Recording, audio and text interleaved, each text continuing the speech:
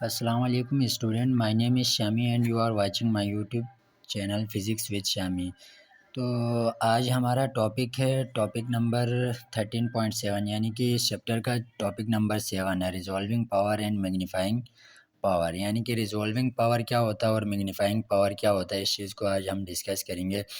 सबसे पहले तो इसकी डेफिनेशन देख लेते हैं कि रिजॉल्विंग पावर की डेफिनेशन क्या होती है। अगर आप बुक वाली डेफिनेशन भी लिख ली है मैंने और अपनी जो मैंने ख़ुद से बनाई एक डेफिनेशन जो बन सकती थी, कोशिश की है, वो डेफिनेशन भी आप दोनों में से देखें, जो इजी लगे वो डेफिनेशन आप लिखें।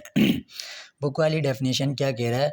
अ measure of the ability of an optical instrument to form separable images of a close object और to separate close wavelength of radiation. यानी कि सिंपल वे के अंदर अगर मैं रिजॉल्विंग पावर की डेफिनेशन बताऊं तो अगर सेम मतलब कि एक ही साइज़ के दो ऑब्जेक्ट से कहीं पे रखें और हम कहीं से देख रहे हैं कि उन दोनों ऑब्जेक्ट के बीच में जो फ़र्क वाज़े करना है, डिफरेंस जो होगा उन दोनों के बीच में, उसी को ही हम क्या कहेंगे? Resolving power. यानी कि दो पॉइंट को क्या कर रहे हैं हम, किसी दूर पोजीशन से क्या कर रहे हैं, उन दोनों को व्यू कर रहे हैं। लेट सपोज़ अगर मैं पॉइंट की यहाँ बात करूँ तो ये दो सिंपल टाइप के पॉइंट हैं। अगर इन्हीं दोनों पॉइंट को आप क्या करोगे, कहीं दूर से देख रहे हो तो आपको बेसिकली ये दो पॉइंट नहीं लगेंगे, ये दोनों पॉइंट क्या लगेंगे, एक ही पॉइंट आपको कंसीडर होगा। मतलब कि आपको व्यू जो होगा एक ही पॉइंट लग रहा होगा। जब आप जितना इसके करीब जाते जाओगे तो ये क्या होंगे, आहिस्ता आहिस्ता आप इनके बीच में डिफरेंस क्लियर कर रहे होंगे। जिस पॉइंट पे आप इन दोनों का डिफरेंस क्लियर कर रहे होंगे ना, वो पॉइंट आपका कहलाएगा रिजॉल्विंग पावर। बात समझ में आ गई? रिजॉल्विंग पावर क्या होती है? ये दो पॉइंट को मैं कहीं दूर से क्या कर रहा हूँ, इनको वॉच कर रहा हूँ, देख रहा हूँ इनको। तो दूर से देखने पे तो ये दोनों पॉइंट दो अलग अलग पॉइंट नज़र नहीं आएंगे, एक ही पॉइंट हमें क्या हो रहा होगा, नज़र आ रहा होगा, ऐसा होगा। बट हम इनके करीब जाते जाएंगे एक ऐसा पॉइंट आएगा जहाँ पे हम क्लियरली डिफरेंस इन दोनों का कर लेंगे कि ये दो अलग अलग पॉइंट हैं। तो वो जिस पॉइंट पे जिस जगह में आप इन दोनों का डिस्टिंग्विश कर सकते हो, इन दोनों का डिफरेंस बता सकते हो कि ये दो पॉइंट हैं, तो वही पॉइंट आपका क्या कहलाएगा, रिजॉल्विंग पावर कहलाएगा।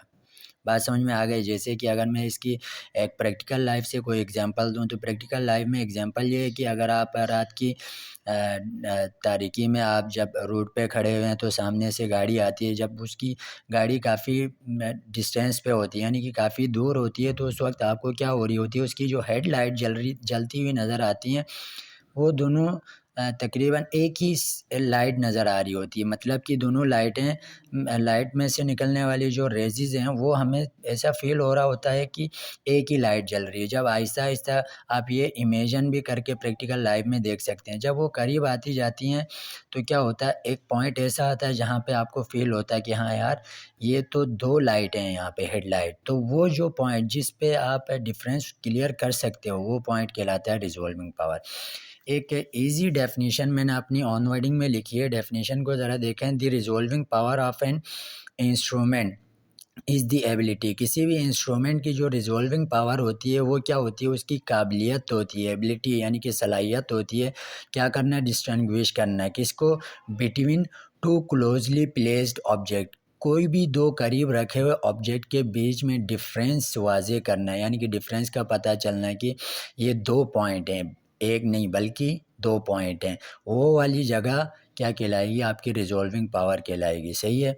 उसी को दो पॉइंट हो या दो ऑब्जेक्ट्स हो, कोई भी चीज़ रख सकते हो, ज़रूरी नहीं है पॉइंट्स हो। दो कोई भी ऑब्जेक्ट आप प्लेस करके उनको कहीं से व्यू कर रहे हो, अगर वो क्लियरली नज़र आ रहे हैं तो वो आपकी रिज़ॉल्विंग पावर है, जिस पॉइंट पे आपको नज़र आ रही हैं क्लियरली। अगर क्लियरली नज़र नहीं आ रही हैं तो आपकी जो हमारी जो कॉमन आई होती है उनकी रिज़ॉल्विंग पावर इतनी अच्छी नहीं होती है। सही है? होती है लेकिन इतनी नहीं होती है जो हम आम जो आर्टिफ़िशियली हम लेंस वगैरह बनाते हैं, उनकी जो रिज़ॉल्विंग पावर होती है वो बहुत ज़्यादा गुड होती है। दूसरा जो हमारे पास है, इसी टॉपिक का जो दूसरा पार्ट है, वो पार्ट क्या है हमारे पास, मैग्नीफाइंग पावर। मैग्नीफाइंग पावर का क्या होता है कि एक चीज़ आप कितनी मैग्नीफाई करके देख रहे हो। सही है। एक चीज़ को आप कितनी मैग्नीफाई कर सकते हो कि मैग्नीफिकेशन उसकी क्या होगी। जैसे सिंपली कहते हैं ना, मैग्नीफाई का मतलब तो सिंपली क्या हो गया, बड़ा करके दिखाना किसी चीज़ को, सही है। तो ये बेसिकली मैग्नीफाइंग पावर होती क्या है, ये बेसिकली रेशियो होता है किनका, दो चीज़ों का रेशियो होता है बिटवीन दी इमेज साइज़, यानी कि इमेज का साइज़ क्या होगा उसका, और साथ में क्या होगा, ऑब्जेक्ट का साइज़। इन दो मतलब चीज़ों का रेशियो को हम क्या कहते हैं, मैग्नीफाइंग पावर कहते हैं। अब आपको पता है फार्मूला, अगर इसका देखा जाए तो मैग्नीफिकेशन का फार्मूला है साइज़ ऑफ द इमेज, देख सकते हैं आप डिवाइड के फॉर्म में लिखा हुआ, तो इसी को हम क्या बोलते हैं, रेशियो बोलते हैं, सही है। Size of the image and size of object are known as magnification, यानी कि ratio between size of image and the size of object are known as magnification. मैंने डेफिनेशन में भी लिखा है, the ratio between the size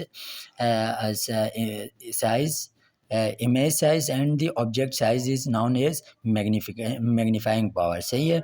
magnification का formula ये है, साइज ऑफ द इमेज, और साइज ऑफ द इमेज को हम क्या लिखते हैं, एच आई लिखते हैं divide by H naught. H O means object, I means image. H क्या है, ये इसकी हाइट है या डिस्टेंस है या साइज़ है।